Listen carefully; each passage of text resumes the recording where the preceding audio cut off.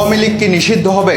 স্পষ্টভাবে এই প্রশ্নের উত্তর এখন পর্যন্ত কারো কাছে নেই। এমনকি প্রধান উপদেষ্টাও স্পষ্ট করে এ ব্যাপারে কিছু বলেননি। বিএনপি ও সমমনা দলগুলোর কাছে এটাই যে বড় ইস্যু, এখন পর্যন্ত তেমনটাও বোঝা যাচ্ছে না। বরং দ্রুত নির্বাচন দেওয়ার জন্য অন্তর্বর্তী সরকারকে চাপে রেখেছে তারা। কিন্তু আওয়ামী লীগকে নিষিদ্ধ করার ব্যাপারে কঠোর অবস্থানে জাতীয় নাগরিক পার্টি বা এনসিপি। তারা বলছে আওয়ামী লীগের কর্মকাণ্ডের জন্য বিচার হতে হবে, আওয়ামী লীগকে নিষিদ্ধ করতে হবে। এই দাবিতে সভা সমাবেশ ও জনমত গঠন কার্যক্রমকে জোরালো করছে তারা।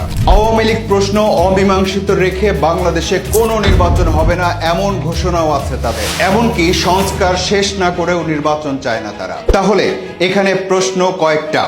এক, আওয়ামী লীগকে নিষিদ্ধ করার প্রক্রিয়া শেষ করতে কতদিন লাগতে পারে? দুই, আওয়ামী লীগের বিচার হতে কতদিন লাগতে পারে? তিন, সংস্কার শেষ হতে কতদিন লাগতে পারে? বিশেষজ্ঞরা বলছেন এসব প্রশ্নের উত্তরের মধ্যেই নির্বাচনের আসল তারিখ লুকিয়ে আছে। তাহলে কি ডিসেম্বর থেকে আগামী বছরের জুনের মধ্যে নির্বাচন নিয়ে কোনো সংশয় তৈরি হচ্ছে? এর উত্তর হলো হ্যাঁ এবং না। যদি অন্তর্বর্তী সরকার দুই পক্ষের এসব দাবি আর টানাটানির মধ্যে একটা সমন্বয় করতে পারে, তবেই এই বছরের ডিসেম্বর থেকে আগামী বছরের জুনের মধ্যে নির্বাচন হবে।